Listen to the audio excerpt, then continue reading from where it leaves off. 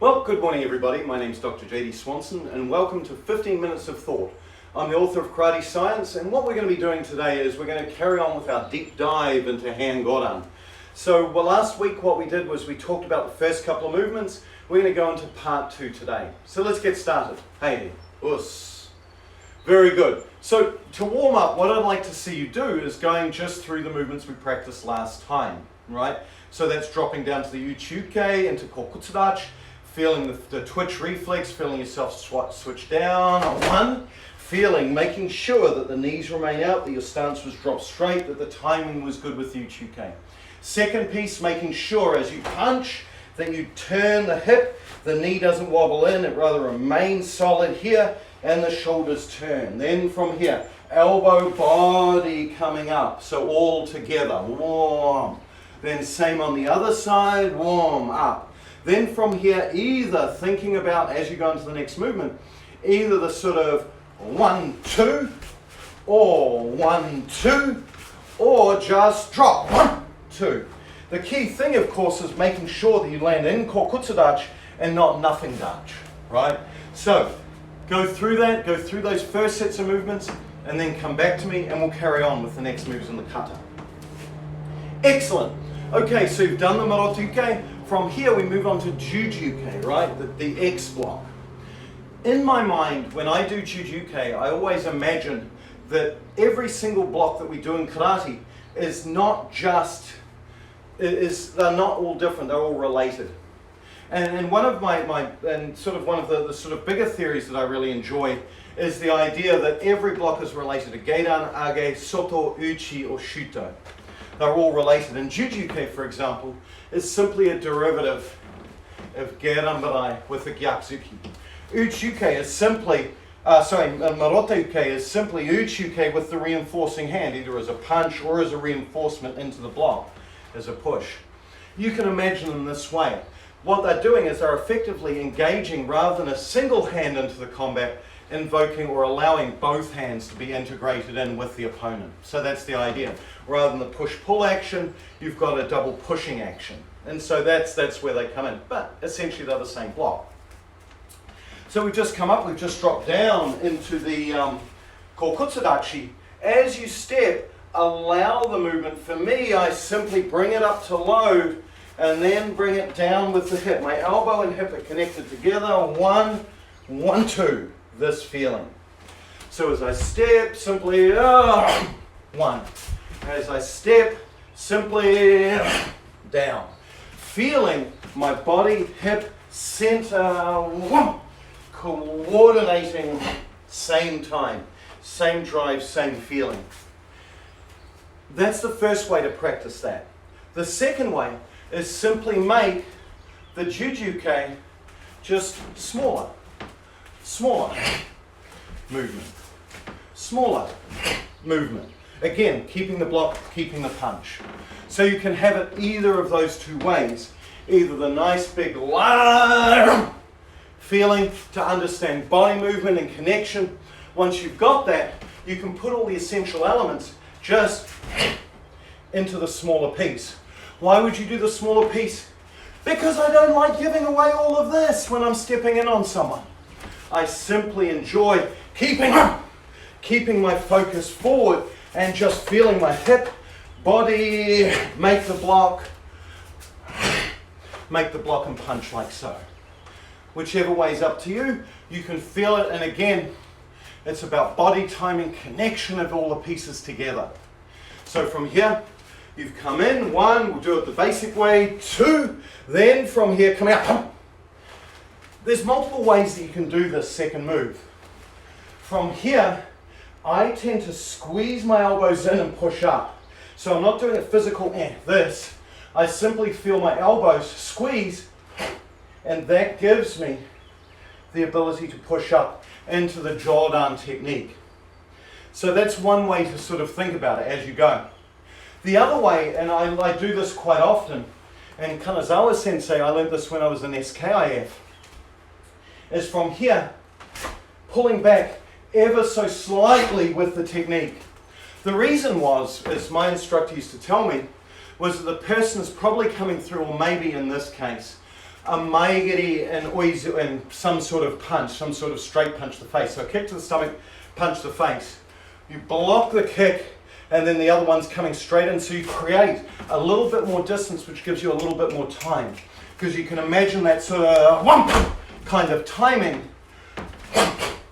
1, 2. And you want that feeling when you do the kata. Make the block and up. So the idea here is that you would have this sort of big 1, 2 feeling within the kata. From here, we move to the butterfly. The butterfly is simply, if we think about it, our hands come together, the wrists touch, and they come down. 1, 1, 1. This feeling. Whoa. 2 major ways that I've seen this done, and it depends on your application. Both are correct. Do what your instructor says, right? WWID, what would your instructor do?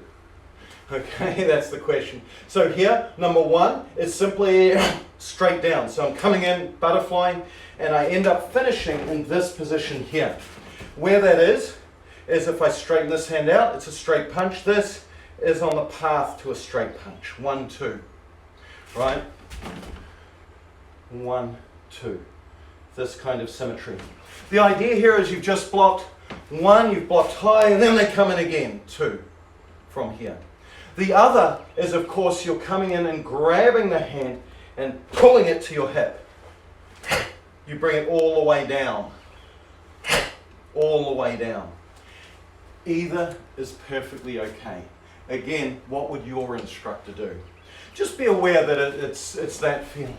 And again, for me, as I pull, I feel the tension in this hip and this elbow, whether I'm pulling all the way or simply down, I feel the connection in this hip, in this hip. So even though I'm in Shoman, I make it Shomani-er, just to make that feeling, get that little bit of connection through my body as I grab.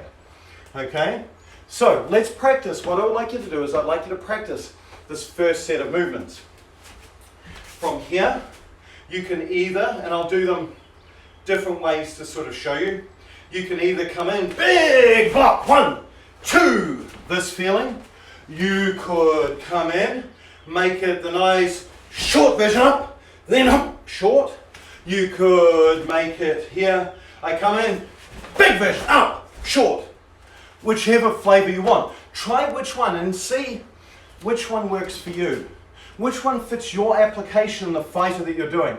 What I find in my mind, when I'm doing the kata, if someone's attacking me one way and my imaginary opponent, I block one way. I do one set of movements. If they're attacking me a different way, then I do the other set of movements and I flip-flop. Don't be afraid to do that. Okay? So, give those movements a go and come straight back to me. Excellent. So we're here. I'm going to move from here, but you can imagine the same would occur if we were here. The next movement here is a punch. It's not tetsui, it's a punch. So you've got to form and allow the body to make the drive. So there's 2 ways you can do this. Number 1 is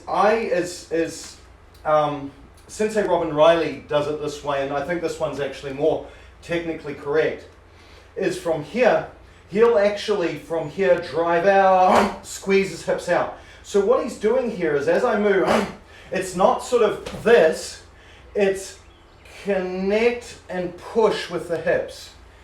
Connect and push with the hips. So my punch has formed.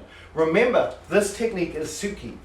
Okay, it's a thrusting technique. It's not a striking technique where it's moving perpendicular to the long bone, it's moving parallel. So allow from here, you've got to, if I simply wind my hip out, it becomes a strike. If I wait and connect, it becomes the thrust. Then from here, stepping straight through. So that's nice and easy. The second way that you could potentially do this is do it on the way. So as you move, feel a simple push, push, push, strike. So again, I'm making the shape to connect as I go. I'm making the shape to connect on my way through. Boom, there's the hit and there. So what it ends up looking like, sort of more regular speed, is this sort of this feeling.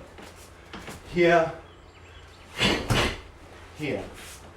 The other way that I've seen this done, and this was a very, very long time ago in the early 80s, it was sometimes done with an open hand. The punch is definitely what's more correct. The open hand used to be in a long time ago. I saw it through a number of instructors, but it's really gone out of vogue. So when would you do this version versus this version? When would you do one versus the other? The answer is it depends on how far away your opponent is. This is getting you ready for those who know the kata basaisho. Yeah, boom, boom, boom. Then I come in, 1, 2. And depending on when this happens, whether it's here and then step or on the way through, depends on your opponent and where they are relative to you. So don't be afraid as you go through, for me, whichever way I do it, has purpose and meaning. In this particular case, it's an interesting discussion on distance. So what I would like you to do is practice both ways through that part of the kata. See which one fits you. See which one fits your interpretation. Excellent. Okay, so what we've got, let's just tie it all together.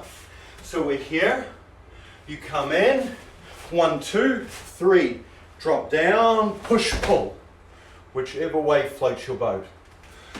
That's where we're going to leave it for today. So just a couple of movements, but really intricate and hard movements to time. Think about how the movement pushes all together. Whoom.